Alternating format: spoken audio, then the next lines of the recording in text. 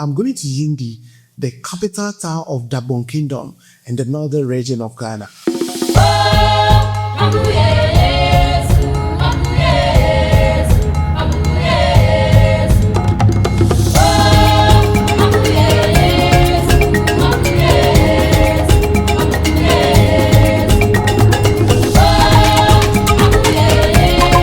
Why am I going there? I'm going there because it is the right time. Why is it the right time? Because they just finished with the Eid fasting and they're about to have a celebration. And I'm going there because of how the fusion of the Islamic culture and their culture that has been fused together.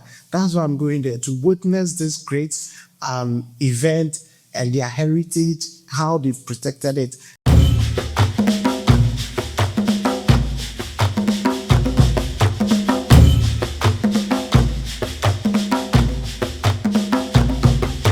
I met Mutariga and Alhaji Gongji, who are all historians in the Dagbon Kingdom, and they all gave me different experiences. But this evening, what is happening is that around 10 p.m. till midnight, the drummers or the griots, they are going to meet in the palace square. Everybody is going to come around and they are going to narrate the history, start dating back from the first king, the achievement and what have you unto now.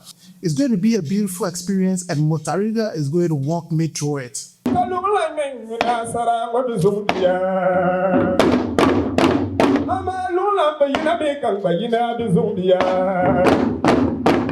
What we have tonight is what we call the drum chant. The drum chant is a drum language that is being used by drummers to recount the past deeds of our kings. So they'll trace back to centuries and tell stories over the centuries, what happened. So they will wire their stories up to the present king of Yendi. So this is how our stories were told. Over the years, when we had no books to read and understand our history, this was how our history was told. So even today, when we still have books, we still rely on our drummers to tell us the raw history, so that if somebody who is a historian wants to take the history from the drum chants to go and transcribe, and then he will get the stories so that he can continue to understand what happened. They use Dagbani language, and sometimes the richness of the language demands that you rely on the drummer to unveil one or two words before you can interpret some deeds. So it's not everything that you will be able to understand in total, because sometimes they use too detailed and too rich language that the common Dagomba sometimes may not understand. So they use Dagbani. I think that's the simplest I can give. What do you expect tonight? I expect that it's going to be a long exercise of drum chant.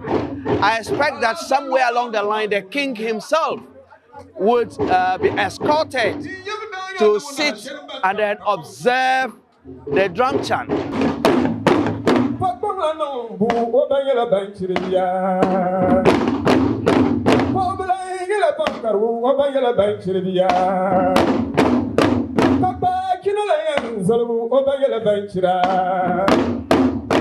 In the background, you could hear the stories that are being told, and I mean, these are very beautiful stories that we are learning here. So, hey, yeah, I'm done. So, Mutariga is here and he's going to take me back to my hotel, and because I have to wake up early, I have to wake up early, but I'm really enjoying the whole thing here. And I'm in Ghana, Africa. We have very rich history and culture, and I wish we all learn, we all go back to our root to, feel things like this, because being here alone makes me feel like I'm a Ghanaian, I'm an African, I'm a Dabamba, and it's so natural and unique.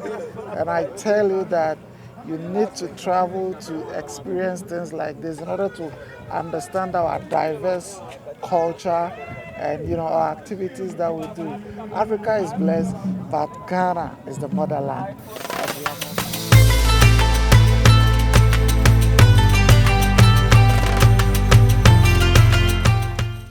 Now, because I live at the outskirts of the town, it's sometimes difficult to come in. But then, one of the beautiful things about the people here is they're very hospitable, and I always get a free ride. I just have to stand by the roadside and just stop anybody going, and they just pick me and drop me. It's very nice here.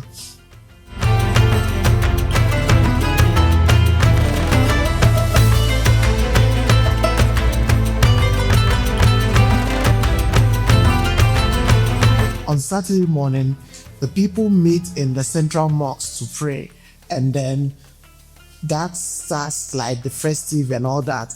And I mean, if you look at a lot of the people coming, even though there are smaller mosques around, everybody leaves the smaller mosques and they all come to the central mosque to come and pray and get ushered into the festival. And everybody is dressed in their best. Like, you see how they are dressing and what is going on, people taking photos, having a nice time. Alhaji Gongji was supposed to take me around the community to show me a few important places. He had another engagement, so he asked his daughter, who is a midwife, to do that instead. And it's actually like, I have to sit, with her on the motorbike, and then she drove me to all those places. And one of the first places that we visited is the century-old baobab tree, where the wives of the king who cheated on him were decapitated. When they crown you as the king of Yana, there are some people that will give you wives. Okay. So, and because they give you, like sometimes the wives will be more than 100 wives, 200 wives. In that band, they will say Napanman means 100 wives. Okay. Napanman means 200 wives. And the king couldn't satisfy them sexually. So some of the women, they will have boyfriends outside, and they'll be going to them. So like if you are a queen and you are caught having an affair with someone outside the palace, they'll bring you here and cut off your head, including your boyfriend. So they'll cut off your head? They'll bring you here, put it on this stone, and then they'll cut off your head. They'll bring your head to the hole here, and then dump your body. There's a hill behind here. They will dump your body behind the hill. And then from there, we went to the Greenwich Meridian, time location where it passes through Yendi down south. So this is the GMT, Greenwich Meridian time. So this is north. If I go south like this, I'm going to Tama, straight or to Accra, Charlie. So this is Yendi. And there are nice, interesting places here that I think you should all try to visit. And it's nice to visit the northern side where you can see a lot of things. And I mean, the landscape here, look, it's going to blow your mind.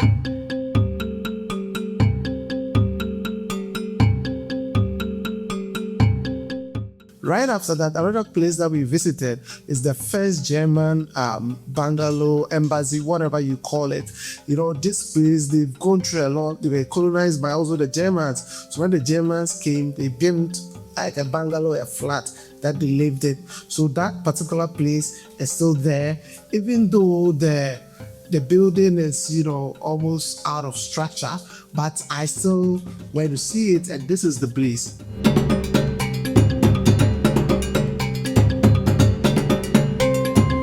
From there, there's also European cemetery in Yendi. So I also went there, and this particular cemetery has both the Germans, the commanders, the people who were raiding, who came here to tell in all sorts of dubious and crazy things. They were all buried here. The same way the assemblies of called missionaries and other people who have also come to spread the gospel were also buried here. So there is a cemetery, this particular cemetery that we are currently, that is just bodies of Europeans who were buried here? A lot of people are buried here. The assistant commissioner, the commissioner himself, and others that their names are unknown. And basically, this is the chain of the German soldiers. This is the grave of the assistant commissioner, Alois Hongobler. He was born in 1986 and died in 1902. This is the grave of the commissioner himself, Adolf Merlin, Sir Adolf Merlin.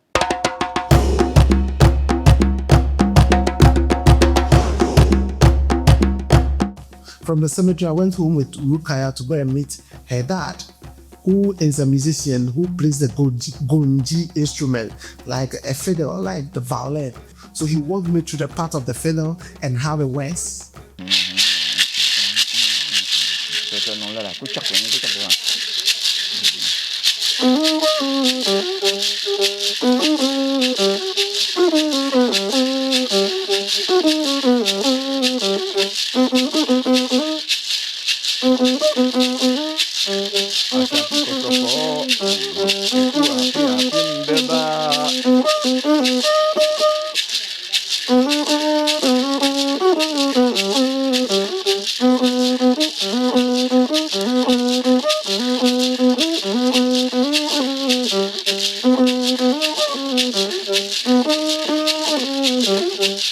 So this is an instrument. The instrument is called Gongji. Gongji. Yes. It's a derivative of the Hausa term Goji. Okay. Goji. Goji is also derived from the Hausa word gojewa, friction. So when two things rub against one another, like you see the bull rubbing against the horse tail of the fiddle itself. Okay. So that's the name of the instrument. But I want somebody, a male from the family, the name of a, what do you call it? The name of any male member of the family can be qualified adding the Gongji attached to it. So sometimes you can hear Alhaji Alasan Gongji, Alhaji Suleimana Gongji, Abdullah Gongji, Musa Gongji. Just to call to let people understand he's from the fiddler's family. So the fiddle itself is made up of many components. Here we have a guard calabash cut into two hemispheres. The inside is scooped, and the calabash is made to dry and made hard. Now, the skin of an alligator is soaked in water for some number of days, and then stretched to cover the mouth of the calabash. And the skin is held in position by, you may not see it here, by fixing some nails onto the calabash, so it attaches the skin firmly to the calabash. You cannot see the nails here because it's covered with a good skin. But when you look inside the mouth of the calabash, you can see some of the nails appearing. You can see some of the nails appearing. You can see some of the nails. Can you see them? My fingers pointing at them. You can see them appearing small. So they hold the calabash to the skin to the calabash. Then it is kept somewhere to get dry. So when it is dried, then the opening here is cut out.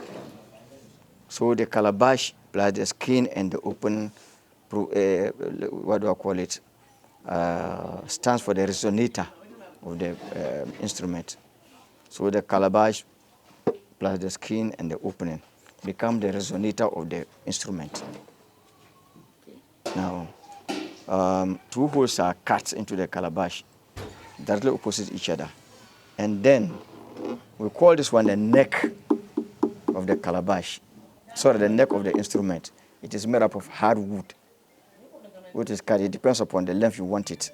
So some part of it is pierced through the two holes and appears here, so that the whole the calabash is held in position by this leather extension. Okay. Then the horsehair is the one side of the horsehair is rolled into a ball. This is it.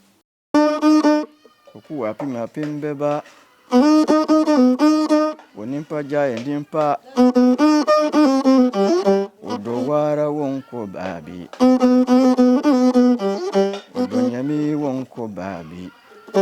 After this lesson, I have to go back to my hotel and relax and get ready for what is going to happen in the evening.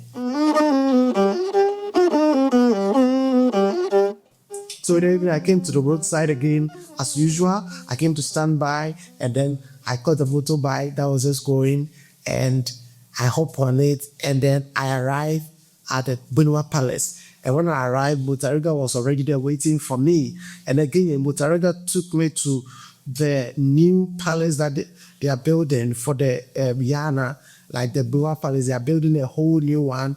And if you look at the structures and how it looks like, it's going to be so beautiful and magnificent.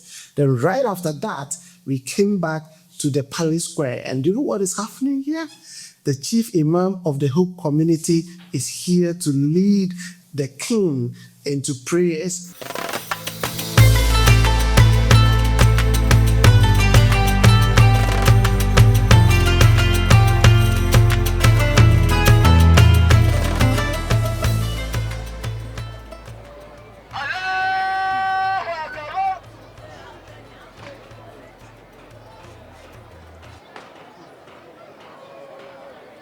Somebody may ask, what is the history behind it? It dates back long time to the time of Nazangina. I'm counting past kings who have ruled the kingdom. But what we are witnessing today was not indeed a festive occasion that was celebrated by the king of Dagbon. But you had Nazangina, who then became the king of Dagbon from the period of about 1640 to 1670. So within that period, Nazangina was the ruler of the kingdom. And what happened? Nazangina himself was somebody who had traveled before he became the king of Dagbon. So he was learned in Islam. He was more of, a Quranic reciter. So he introduced certain aspects of Islam into the place, including having a Malam stationed in the palace to guide him and the kingdom. So while Muslims are doing it, the Yana himself will also celebrate it. And being the Yana, you will find people trooping from, all corners to the Bewa Palace to witness how the Yana is going to celebrate the Eid al-Fitr, to witness how the Yana is going to pray, to witness how the chief imam will lead the Yana in the prayer.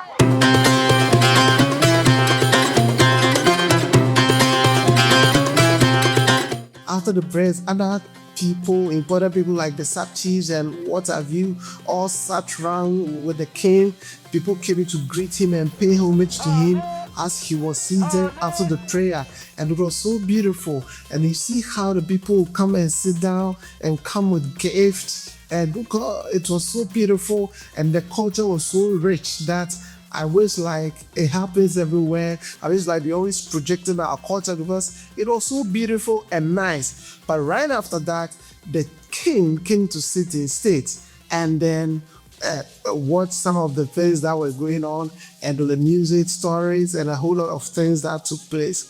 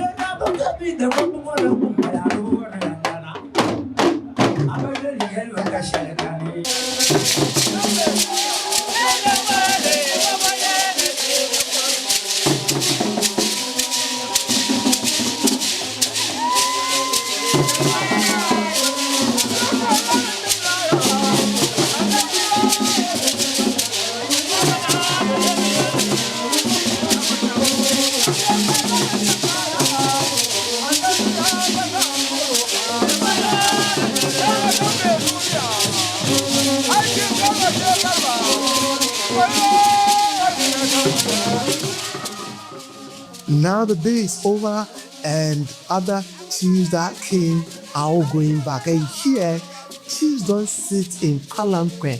They sit on horses and look at the beautiful horse displays and how they've taken over the street and how they are going. It's so beautiful. It's the towns of this world and it's so beautiful. I really enjoy my visit to Yendi. I don't regret it. And anytime I get a chance again, I'll be here.